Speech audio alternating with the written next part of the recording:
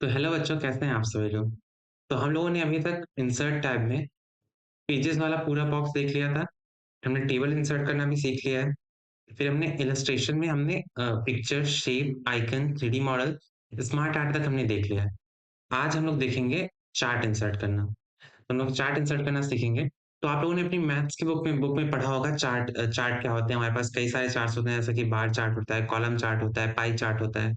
हम लोग यहाँ चार्ट पे जैसे क्लिक करते हैं तो हमारे पास यहाँ पे बहुत सारे ऑप्शन देखने को मिल जाते हैं कि हमें कौन सा चार्ट इंसर्ट करना है। इसमें से आप लोगों ने कॉलम चार्ट पढ़ रखा होगा, पाई चार्ट पढ़ रखा होगा, बार चार्ट पढ़ रखा होगा। ये सब तो आप लोगों ने नहीं पढ़ा होगा। तो अगर हम लोग हमारा जो कॉलम चार्ट है वो कुछ ऐसा दिखता है, आप लोगों ने पढ़ा होगा। यहाँ पे हमारे पास कई सारे ऑप्शन है कॉलम चार्ट के, कैसा कॉलम चार्ट में इंसर्ट करना है। तो अगर हम ये वाला कॉलम चार्ट सेलेक्ट करते हैं, ये वाला कॉलम चार्ट हम सेलेक्ट करते हैं और ओके पे क्लिक करते हैं। तो ओके पे क्लिक करते ही हमारे पास यहाँ पे कोई रैंडम डेटा का, यहाँ पे हमारे पास कुछ रैंडम डेटा दिख रहा है। सीरीज वन कैटेगरी वन का 4.3 कुछ ऐसा डाटा, कुछ भी रैंडम डेटा है। उसका यहाँ पे हमारे पास एक चार्ट चार्ट बन के आ चुका है। पर हमें अगर अपने क्लास के कई बच्चों का मार्क्स का चार्ट बनाना है, तो यहाँ पे हम लोग अपना जो टेबल है उसे एडिट करेंगे। तो ये हमने जो भी मार्क्स लिखे हैं, जो भी सब्जेक्ट्स लिखे हैं, हमारा टेबल कुछ उस हिसाब से बन के आ गया है।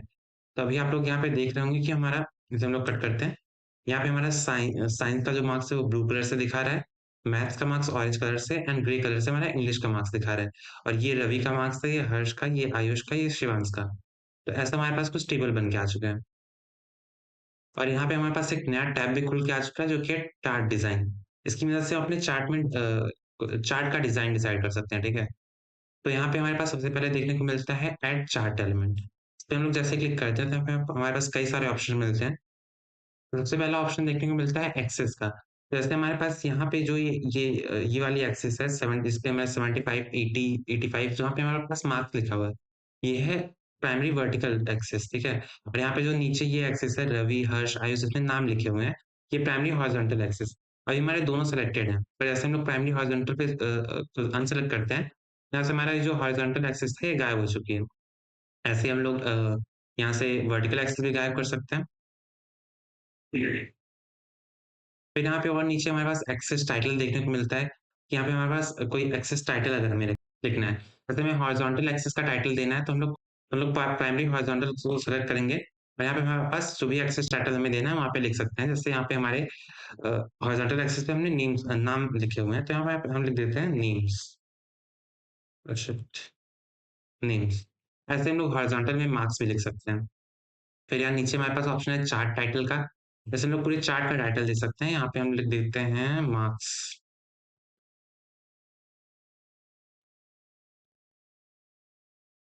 और नीचे हमारे पास यहाँ पे डाटा लेवल्स का ऑप्शन है। जैसा कि अभी हम देख रहे होंगे तो हमारे टेबल में, हमारे चार्ट में हमें कुछ कंफर्म नहीं हो रहा कि ये जो ब्लू कलर है कितने मार्क्स हैं। ये कहीं 95 और 100 के बीच में दिख रहा है। पर अगर हम यहीं से चार्ट डाटा लेवल सेलेक्ट करते हैं, यहाँ पे हमारे पास दो ऑप्शंस हैं, नन का और डाटा कैटलॉग का। डाटा कैटलॉग कुछ ऐसा दिखता है जहाँ पे हमें नंबर्स और नाम के साथ देखने को मिलता है। और यहीं move data and level option में जाके यहाँ पे हमारे पास कुछ ऐसा ऊपर लिख के भी आ सकते हैं। यहाँ से आप लोग और भी डिजाइन सेलेक्ट कर सकते हैं कि आपको कैसा चाहिए लिखा हुआ, ठीक है। और यहीं नीचे हम देखेंगे तो डाटा टेबल का ऑप्शन है। यहाँ से आप लोग पूरा जो टेबल आपने बनाया था वो आप पूरा टेबल इंसर्ट कर सकते हैं यहाँ पे। ऐसे ही हमारे पास यहाँ पे और भी बहुत सारे ऑप्शन हैं जो कि आप एक्सप्लोर कर सकते हैं, ठीक है।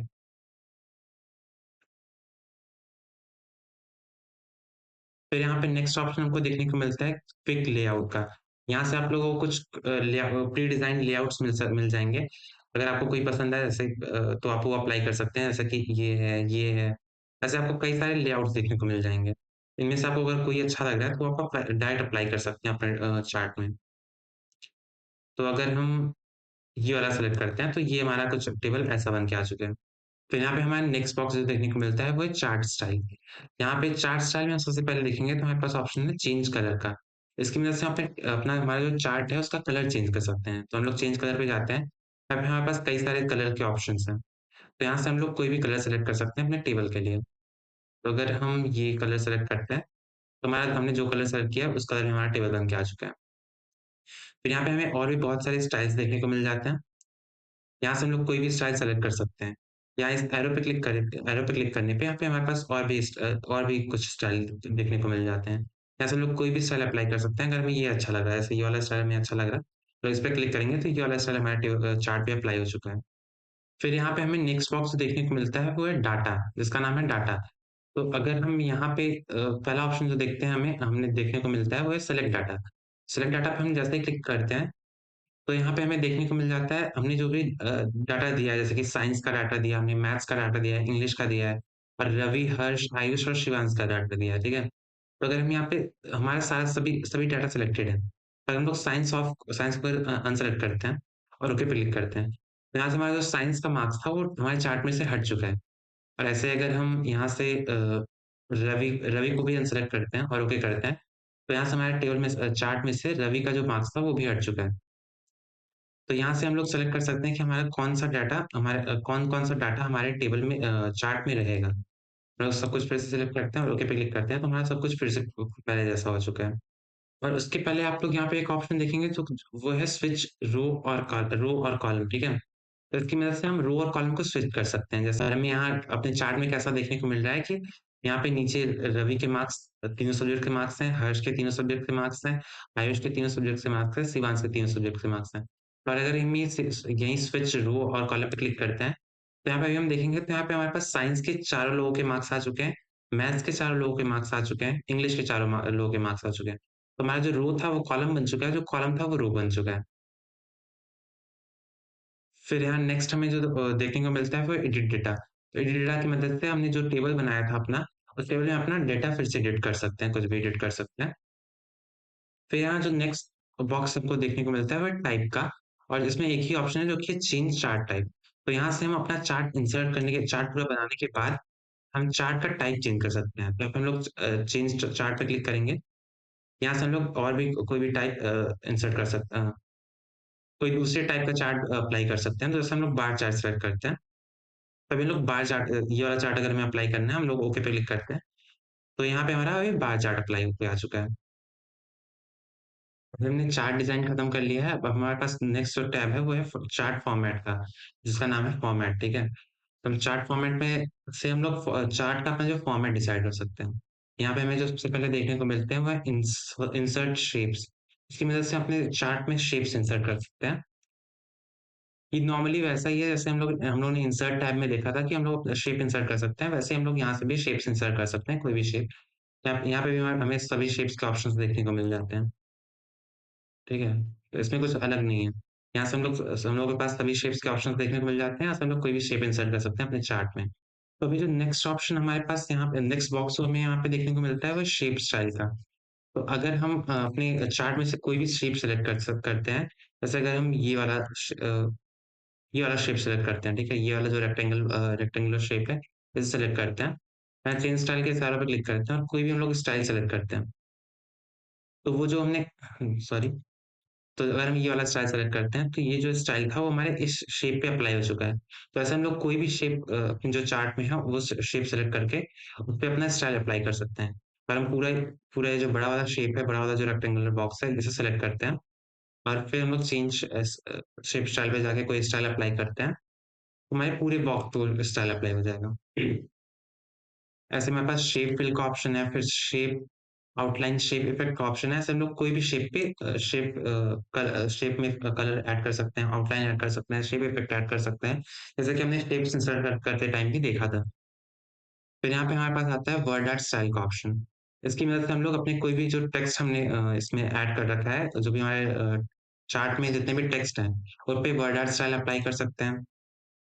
फिर यहाँ से हम लोग कलर चेंज कर सकते हैं अपने टेक्स्ट का। यहाँ से हम लोग आउटलाइन चेंज कर सकते हैं अपने टेक्स्ट का। फिर यहाँ से हम लोग इफेक्ट अप्लाई कर सकते हैं अपने टेक्स्ट पे, जैसे कि हमने शेप्स में भी जो हमारे टेक्स्ट थे, उन पे भी हमने करके सब कुछ ये देख लिया था। फिर यहाँ पे हमारे पास जो नेक्स्ट ऑप्शन है, वो है पोजीशन का। तो इसकी मदद से हम डिसाइड कर सकते हैं कि हमारा जो चार्ट है, उसका पोजीशन हमारे डॉक्यूमेंट में कहाँ होगा, हमारा पेज है उसमें कहाँ होगा। पोजीशन में हम यहाँ पे देखते हैं, तो हमारे पास ये है टॉप लेफ्ट ऑप्शन, फिर ये है हमारा टॉप सेंटर, ये हमारा है टॉप राइट, ये हमारा है मिडिल लेफ्ट, तो फिर ये हमारा है बॉटम। तो इसकी मदद से हम अपने हमारा जो चार्ट है, उसका पोजीशन कहाँ होगा हमारे पेज में, वो हम डिसाइड कर सकते हैं।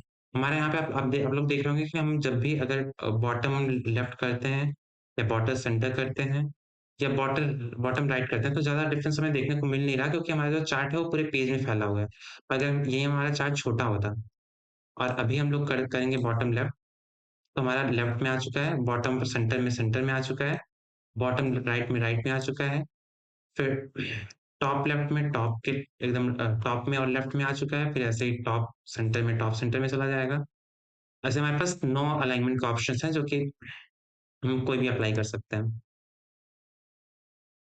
फिर यहाँ पे जो ऑप्शंस हैं ब्रिंग फॉरवर्ड, सेंड बैकवर्ड, फिर अलाइन का, ग्रुप का, रोटेट का, हाइड का, फिट का, ये सब हमने शेप्स में देखा है, फिर पिक्चर्स में देखा है, वही सारे सेम ऑप्शन यहाँ पे भी हैं। सेम वैसे ही वर्क करते हैं जैसे हमने और भी सब जगह देखा था। ठीक है। अब यहाँ पे जो नेक्स्ट ऑप्शन हमें देखने को मिलता है वो है स्क्रीनशॉट का। इसकी मदद से हम स्क्रीनशॉट ऐड कर सकते कोई भी स्क्रीनशॉट ऐड कर सकते हैं अपने डॉक्यूमेंट में। तो जैसे हम लोग स्क्रीनशॉट क्लिक करते हैं और स्क्रीन क्लिपिंग पे जाते हैं, तो यहाँ से हमारा जो पीछे हमारा जो स्क्रीन खुला हुआ था वो जो भी हमारा वर्ड के पीछे हमारा जो स्क्रीन खुला हुआ था, तो हमने कोई स्क्रीन खोल नहीं रखा तो हमारा डेस्कटॉप स्क्रीन खुल चुका है। यहाँ से हम जिस पार्ट का स्क्रीनशॉट चाहें उस पार्ट का स्क्रीनशॉट लेके अप्लाई कर सकते हैं।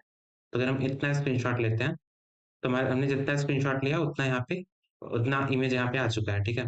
फिर यहाँ से हम लोग सब पिक्चर फॉर्मेट जो भी हम लोग पिक्चर्स पे लगाते हैं वो सारा यहाँ पे फॉर्मेटिंग लगा सकते हैं। फिर यहाँ पे नेक्स्ट बॉक्स हमको देखने को मिलता है वो हेडर एंड फुटर। इसकी मदद से हम अपने जो भी हमारा डॉक्यूमेंट है उसमें हेडर एंड फुटर ऐड कर सकते हैं।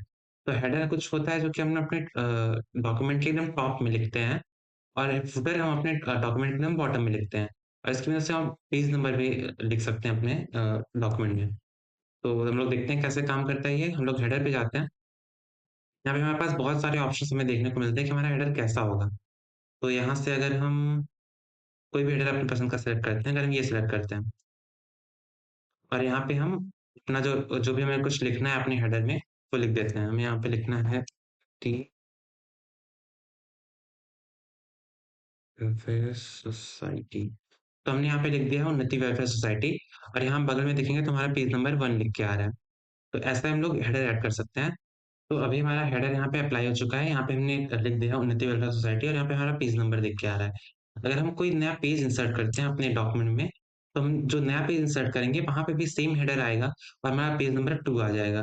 वैसे अगर हम लोग और तीसरा पेज इंसर्ट करते हैं तो सेम हेडर के साथ हमारा पेज नंबर 3 लिख के आ जाएगा। ऐसे हम लोग फुटर भी ऐड कर सकते हैं अपने डॉक्यूमेंट में। हम लोग फुटर पे जाते हैं। यहाँ से हम लोग का फुटर का क्या टाइप होगा वो सेलेक्ट कर लेते हैं। यहाँ से अगर हम सेलेक्ट करते हैं, ये वाला फुटर सेलेक्ट करते हैं। यहाँ पे हम लोग जो भी लिखना चाहें यहाँ पे लिख सकते हैं। यहाँ पे हम लोग डेट लिखा है, यहाँ पे हम लोग डेट ही लिख देते हैं। तो आज डेट हम 1 जनवरी की डेट लिखते हैं ना, 01/01/2025। यहाँ पे हमने डेट लिख दिया है 1 जनवरी का।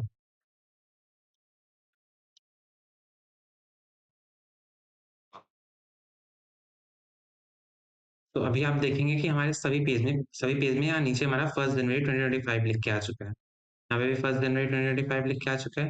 यहाँ पे ऐसे हम लोग कोई भी नया पेज भी इंसर्ट करते जाएंगे तो वहाँ पे हमारा यहाँ पे 1 जनवरी 2025 लिख के आएगा ही। और यही तीसरा ऑप्शन यहाँ पे है पेज नंबर का। पेज नंबर हमें अपने जो पेज है उसमें कहाँ रखना है वो हम लोग यहाँ से बता सकते हैं। टॉप में, बॉटम में या पेज के मार्जिन में या कहाँ रखना है। जब हम टॉप में जाते हैं तो हमारे पास टॉप में भी कई सारे ऑप्शन देखने को मिलते हैं कि हमें टॉप में कैसे रखना है। तो अगर हम यहाँ से सेलेक्ट करते हैं पेज मार्जिन में हम लोग ये लेफ्ट लेफ्ट में सेलेक्ट करते हैं। तो यहाँ पे लेफ्ट सेलेक्ट करते हैं, यहाँ पे हमारा पेज नंबर 1 लिख के आ चुका है। यहाँ लेफ्ट में हर हर पेज में यहाँ पेज नंबर 2 लिख के आ चुका है। ये हमारा हेडर भी ऐसा था कि यहाँ हेडर में भी हमारा पेज नंबर दिखा रहा था। पर अगर अगर हमारा हेडर ऐसा है कि उसमें पेज नंबर नहीं है, तो हम लोग ऐसे पेज नंबर ऐड कर सकते हैं अपने डॉक्यूमेंट में। फिर यहाँ पे नेक्स्ट बॉक्स जो हमें देखने को मिलता है वो है टेक्स्ट का। यहाँ से हम लोग सबसे पहले तो हमें टेक्स्ट बॉक्स देखने को मिल सकता है। इसकी मदद से हम लोग टेक्स्ट बॉक्स इंसर्ट कर सकते हैं। यहाँ से हम लोग टेक्स्ट बॉक्स पे क्लिक करेंगे, ड्रॉ टेक्स्ट बॉक्स पे क्लिक करेंगे और यहाँ पे हम लोग टेक्स्ट बॉक्स ड्रॉ करके इसमें कुछ भी लिख सकते हैं। फिर यहाँ पे हमें जो नेक्स्ट ऑप्शन देखने को मिलेगा वो है वर्ड आर्ट का। वर्ड आर्ट की मदद से हम लोग टेक्स्ट बॉक्स इंसर्ट कर सकते हैं जिसमें हमारा वर्ड आर्ट अप्लाइड होगा पहले से, ठीक है। तो यहाँ पे हमारा देखो टेक्स्ट बॉक्स ही आया है तो जिसमें हमारा वर्ड आर्ट पहले से अप्लाइड है, तो इसमें हम लोग कुछ भी लिखेंगे तो जो हमारा टेक्स्ट होगा उसमें वर्ड आर्ट अप्लाइड आएगा, ठीक है।